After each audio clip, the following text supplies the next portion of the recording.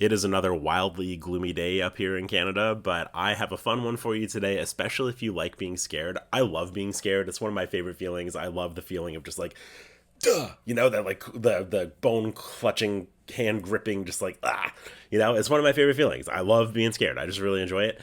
Movie scared, book scared, story scared. Not like real life scared. I'm not like a big fan of like actually being terrified, but media scared. It's one of my favorite things ever. So I have 5 books here for you that if you enjoy the feeling of being afraid, I think you should read these. They're 5 of my favorites. I really enjoyed all of them. I tried to make a bit of a well-rounded 5-book list here so that everybody can maybe pick out one based on your preferences. But so we're going to start off with one of my favorite authors, one of my favorite books, and that is Misery by Stephen King. Now, Stephen King is my favorite author, and I only included one of his books in this list because I could have very easily thrown in Pet Sematary or It.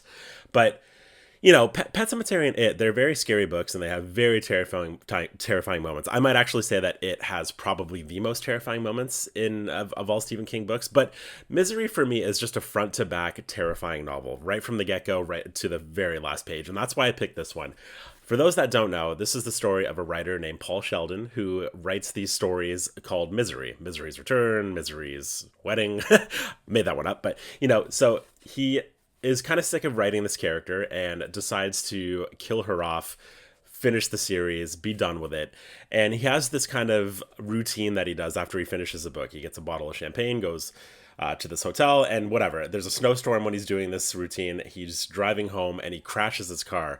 This all happens in the first few pages, by the way. This is not a spoiler. And he is rescued by Annie Wilkes, who lives in a remote home nearby where Paul Sheldon crashes. And she is a ex-nurse. We'll find out why she's an ex-nurse later on in the book.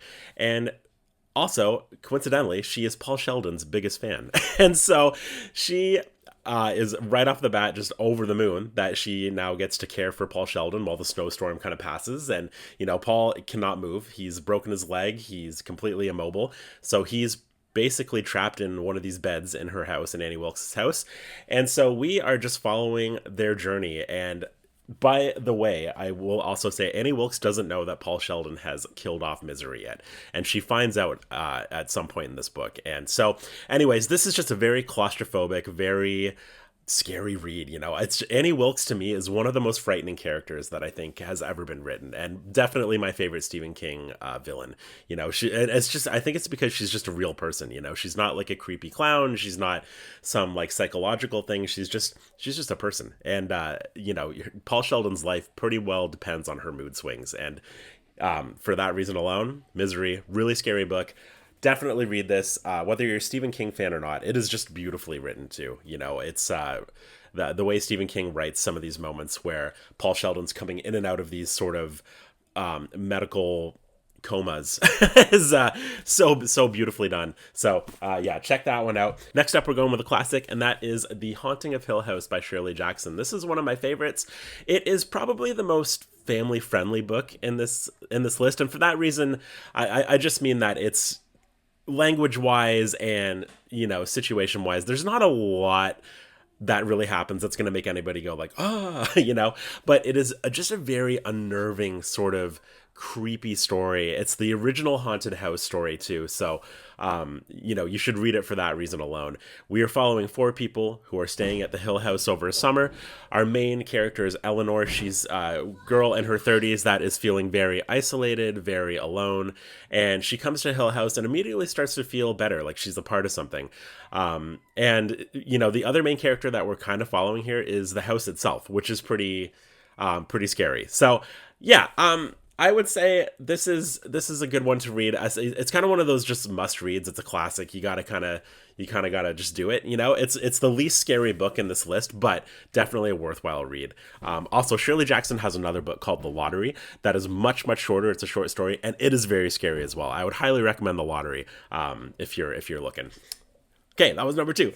All right, moving on. We got a real short one here. This is the shortest one on the list and also the oldest one on the list. This is The Yellow Wallpaper by Charlotte Perkins Gilman. This is an incredible book, and when I first read it, I was totally creeped out. I was like, whoa, that was pretty dang creepy. And I then went to kind of read more about the author and more about what was really happening, and I had a completely different viewpoint of this book after I did that. It was still very scary and still very creepy, but there was also a lot more sadness that came along with it, because this is essentially the story of a husband and wife. The wife is suffering from some illness that we don't know what it is. And so they go to this kind of remote country home to, help her get better. The husband recommends she just stays in this room with this weird kind of yellow wallpaper until she's feeling better. And she's basically locked in there, and the wallpaper starts to transform and show itself, and it's very, very beautifully written and very scary. Charlotte Perkins Gilman wrote this because postpartum psychosis was not really understood, or was just completely misunderstood at the time, and so that has a lot to do with this, why the story was written. And I think if you know that going into it, you'll just have a different kind of perspective of it. But it is oh man, it is really, really good. It is really, really good. It'll take you half an hour. Highly recommend. Highly recommend. Next up, we're definitely going with the most one on this list, and that is Tender as the Flesh. Now, Tender as the Flesh is a very popular one. You've probably seen this one pop up on socials quite a bit, because people love to talk about it. This is also always, at least at the bookstores I go to, it's always right at the front somewhere. It's pretty easy to find. And this one is, I'm really not going to say a whole lot about this one, because I want you to just read it and see what you think. But be forewarned, there are a lot of very gross moments to give you an idea here. Basically, we're in a different kind of time in life, and humans are basically being used in meat factories. So there's a bit of a parallel there to current anyway. So that's really all I'm going to say about it, but just let that kind of sink into your mind a little bit and make you think of what could possibly be some of the gross things that happen in this book. Yeah, pretty gnarly. Very, very, very interesting book. This one's not too long either. I think it's like we're just over 200 pages. You can crush this one pretty easily, and I highly recommend you do. The writing is beautiful, and it is a pretty wild ride. And also the last sentence, really the last page in this book, will just make your whole body tense up and just so yeah, real good. Now, the final one on this list is a favorite of mine. I watch this movie almost every year. It's a comfort movie for me, which a lot of people think is a little weird, but it just is. Whenever I'm feeling a little down, I put this movie on.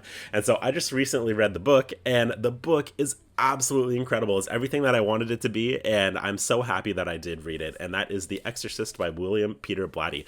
Now, this book is just phenomenal. The writing is so easy to digest, and it is truly pretty unnerving. I would say actually maybe a little bit more unnerving than the movie itself, which is hard to believe because the movie has some of the most iconic horror scenes of all time. But the way that everything is described and kind of played out in this book is just perfect. And if you are a fan of the movie, even a little bit, you got to read the book. Or if you haven't seen the movie somehow, go read the book first, I would say, because this is something else. It's a ride. It's a real fun one.